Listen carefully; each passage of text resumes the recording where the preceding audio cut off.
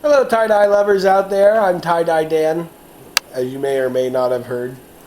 I'm going to show you how to make one of these great tie-dye tapestries. This is a big guitar.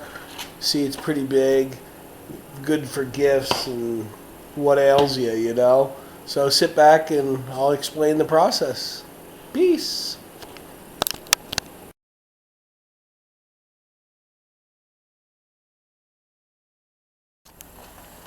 Hello, today I'm going to show you guys how to make a big guitar tapestry, extra large. I went out and I got a piece of cloth, 45 inches from the local department store. This piece happens to be about 6 foot long. I'm going to fold it in half after I've soaked it down with soda ash, as everyone knows I would trust in the tie-dye process. A couple other steps. Washable marker. I'm going to lay on the image of a guitar. And then take the bottom here, give myself a few inches off the bottom so it's proportionate. And I'm going to here make the image of a guitar. It can be about right, or exactly right, as long as I have an image to go by. I'm going to pull that out. Do the same thing up top. I'm going to make a nice square for the neck. And here you go. I put it here, nice square. Run a line down. I make sure that these are tight together, the two layers. And then what I'm going to do, so you can see, I'm going to take this here, and I want a square box for the neck, of course. So what I can do is I can fold this over, and you can begin to see how that will line up. What I do, some people might do something different, but what I do is fold this down. I pleat it, and then I hold the corner on either spot, on either side, and turn it, and I can line up further, and then I go back, hold it all together, and turn it again, and I just rounded that corner.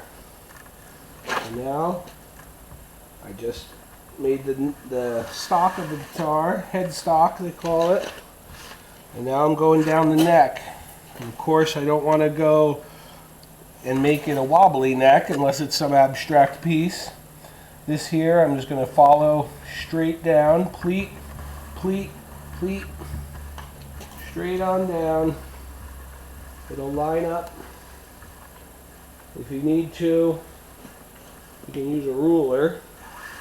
And then I'm going to slide this back to show you the rest. I'm going to do the same thing here. I'm going to hold it on either side, turn. I don't know if you can see that in this camera angle. Turn it, and then drive it like a car. Follow it around. That's what I call it, driving down the track. I'm going to get to here, and I'm going to stop. I'm going to let that sit without coming undone. Then I'm going to go down to the bottom and continue up, following the line, making sure the pieces are nice and taut together. And then I'm going to follow that up and drive it right up until they come together and close like that, which will give me another straight line. If the line is relatively straight, then the finished piece should be relatively straight. Got a couple different rubber bands in the world. This is a 33, which is an appropriate size. So what I'll do is I'll bring that back and that forward, slide a rubber band around it. Now this is where it gets a little tricky in that you want to snug it up. I put the rubber band on the line, and then I do that again. Sometimes the rubber band breaks, that's not uncommon. And I spread it out, sort of like pillars to hold, so it's not too tough in any one place, too tight, but you want it relatively snug in this area. The more snug that it is, the you know, it won't fall apart as easy. Here I have some little slack left in this, so I'll put another tie on, wrap it around again. I spread them out, and it's a little more sturdy now. So I'm not going to be afraid of it falling apart unless the rubber band were to break. And then I'm going to open it back up because there's the hole for the guitar and an acoustic. And what I'm going to do is hold that in the middle and just pull back. See that? Just going to just pull it back and it'll make a perfect circle. If you don't make a perfect circle, what can I tell you, you know? But this is where, if it's tied tightly on this spot, the die won't be able to transverse. It'll be a nice circle. See, there's a rubber band that broke. So I'll just take that off, get another one. I go snug, snug. I wrap it up nice and tight like a tourniquet so that the die doesn't creep across the line. That's why I leave this side loose, much like that, because I want the die to go in. If it's pulled too tight and tied up like this, then the die has a harder time getting down in there, which you can do. It can look kind of cool to do that. I like it to be just a dark spot, because in like a real guitar, it's just a black hole. A black hole. So now I have the outside of the guitar and the hole of the guitar. This here is the body of the guitar, which again, if things are loose, the die will bleed all over the place, and it's kind of messy looking, so which isn't my favorite thing in the world to look at. So what I do is I crinkle this. I call it crinkling or mashing.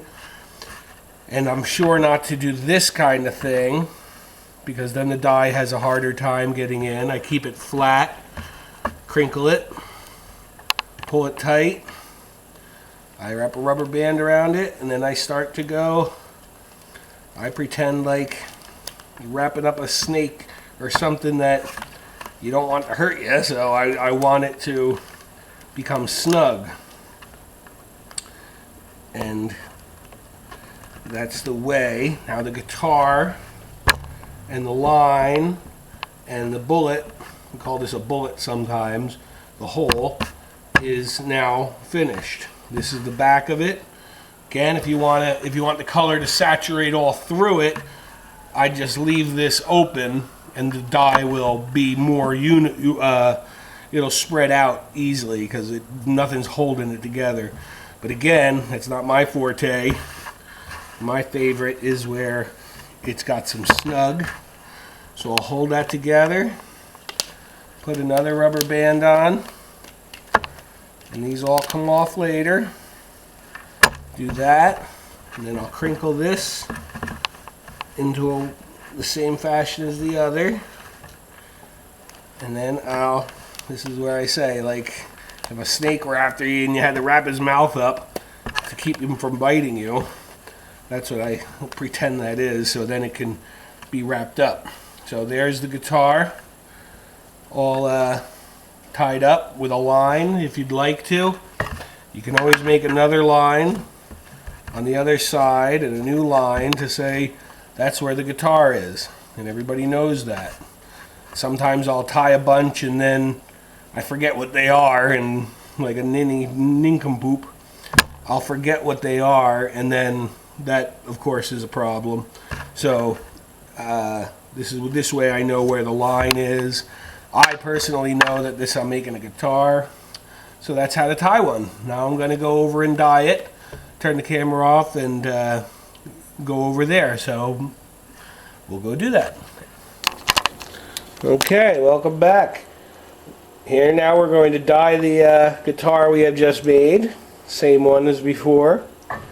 I have a turkey baster, that's my favorite. I have dye made up in different variations. This is a black and this is a yellow. And I have a green and a purple, a lavender and a dark purple, and a turquoise blue, and lots of colors, which I love so much. Color is wonderful. Now we're going to have to dye this. This is a nice purple. So we're going to be careful. I have a clean bucket over here to keep my hand clean in between colors because I have to often pick it up, the piece, and I don't want to get any other colors on it. So, and if I do, I'm sure to color coordinate so that it's hidden. The first thing I do is get some black dye, dark dye, and I'm going to lay it on so you can see in a thin strip at the line that was the outside of the guitar. Now you can do different colors, it's okay. There's no rule to color. And then I'm going to flip it over and I'm going to dye that other side so that it's a nice strip. And then what I'm going to do is take the tip here and I'm going to dunk it in the black up to our tourniquet we talked about before, and that's going to stop at the line, and I'll squeeze out any excess dye, A, to squeeze it into the fiber, and B, so it's not dripping all over the place because your hand will get quite dirty. So I have my clean water and I'll clean my hand so that any future thing I do. Now dye has a funny way of starting to spread the minute you put it on, and what you got to work pretty quick to keep the colors from joining one another. So what I'm going to do is, so it doesn't go out around the guitar because that's so important, I'm going to put the outside colors on first, which are sort of like a halo, and I'll do yellow on one side and green on the other.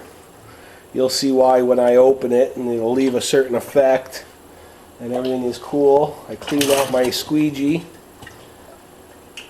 and how big I want the halo depends on how big, some experimentation. I like to do a couple inches, make a nice radiance around it. What I'm going to do now is grab a little to dye the inside. Now I've dyed this outside, the dye is not going to seep, but if you can see, it starts to bleed. It's called a cast, and it can have a green color or a red color, black, or any other color can seep in other colors. So what I'm going to do now is dye up the inside of the guitar, and I like to personally give it a little depth of color.